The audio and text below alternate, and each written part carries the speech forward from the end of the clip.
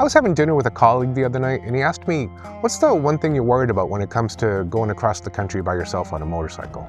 And I said, I don't know. I hadn't really thought about it.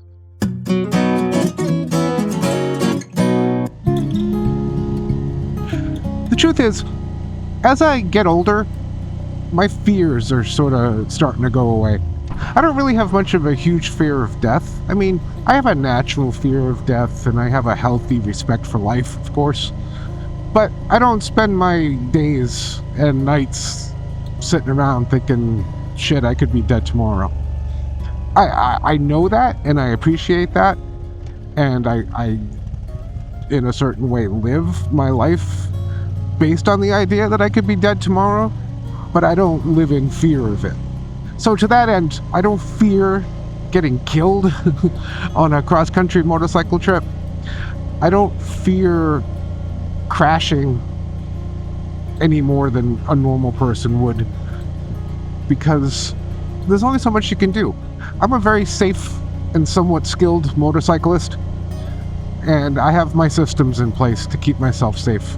I have things I do, things I know, things I practice that keep me as safe as is humanly possible. So, I don't fear that. I don't necessarily fear breaking down in the middle of nowhere. I've got a satellite communicator that I can pretty much talk to anyone in the world from anywhere in the world, so if I need help, no matter where I am, I can at least call for it. I might not get it, but I can at least call for it. I have AAA, so, call AAA if I break down.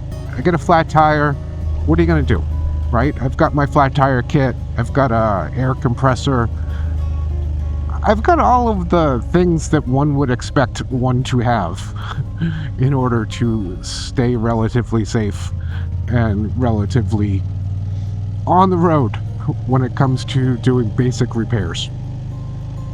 So, I can't worry and obsess and fear the idea of breaking down or getting a flat tire or whatever. What are you gonna do? I don't fear being lonely, because it's really hard for me to get to a place where I feel lonely. I'm a pretty good companion for myself. I talk to myself, I sing to myself. We have a good time, me and me. You know what I'm saying. If you're wondering where I am right now, I'm in hell. Yeah, I'm in strip mall hell. So I don't fear being lonely, I don't fear dying, and I don't fear breaking down or crashing or any of that stuff. Well, Bug, you must fear something, you're saying, right? Kinda.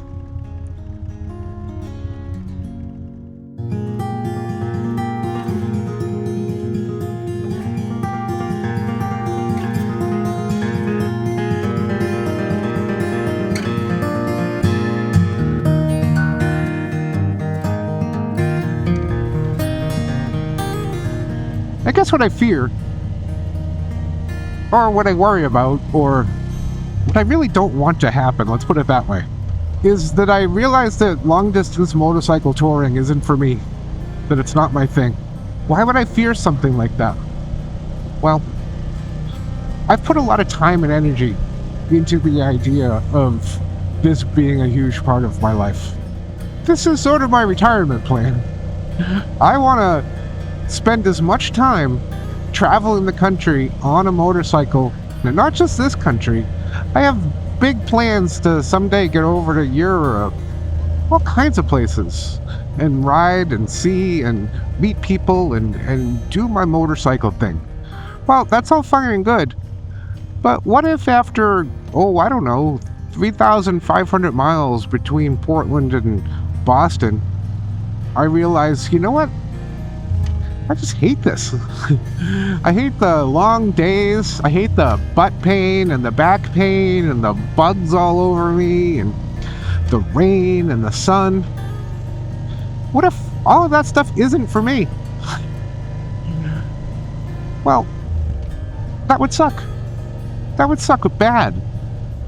Because then I'd have to come up with a whole new plan. What am I going to do? Golf? What the hell golfs?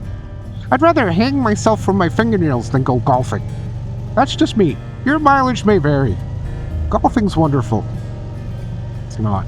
It's not. Anyway, when you've invested so much of your heart and soul into an idea, and then it turns out that you were wrong, that's heartbreaking. Have you ever done anything like that? You ever, I don't know, gotten a dog or something and realized, wow, having a dog is not for me, or this dog is not for me, or something like that? Or maybe a marriage, or I don't know what the hell I'm talking about, but you understand what I'm saying. When you invest a lot of your time and energy and heart and soul into something, and then come to realize that something is not your thing, that kind of sucks. So that's what I'm looking at. I'm not gonna say that I'm living in fear of it. I just have it in the back of my mind that what a huge bummer, what a huge letdown that would be if I got halfway through this trip and realized, wow, this just isn't for me. I want to go home and, I don't know, knit? Golf? Really? No. Anyway.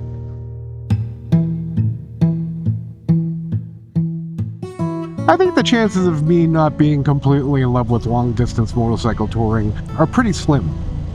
Because when you get right down to it, what is long-distance motorcycle touring? It's just a series of day trips, right? And this boy loves a day trip. I will take several day trips. I will day trip all over this bitch. So, several day trips packed into a nice package. I have no major responsibilities for almost a month except to check into work every once in a while and check in with family every once in a while and make it to a reunion of old friends. That's my only real deadline. I mean, what's not to like? So I have no real fear that I'm gonna turn into Edward Sissy Pants here and Edward Sissy Pants? Anyway, and not be completely in love with this whole process. I mean, it involves motorcycles and gear and staying in motels and camping and friends and being outside.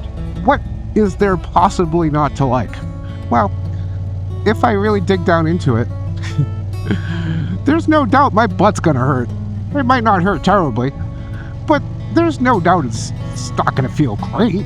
It's not gonna be like butt therapy down there, although I do have my Alaska butt pad, which you've seen in previous videos, and how could that let me down? It's like sitting on a Alaskan husky. I've got my TV here. I can watch movies. It's not really a TV, but I pretend. I'm on an Italian motorcycle that I think is beautiful. I just love everything about this whole thing. So we'll see what happens. I leave in, what did I say? Like 12 days? Holy crap. So far I've got most of my route out to Cape Cod planned out, and I'm pretty proud of myself, actually. It's actually a reasonable bit of planning. The route home, I have a vague idea, but that's exactly what I wanted. I don't want any more than that, so yeah.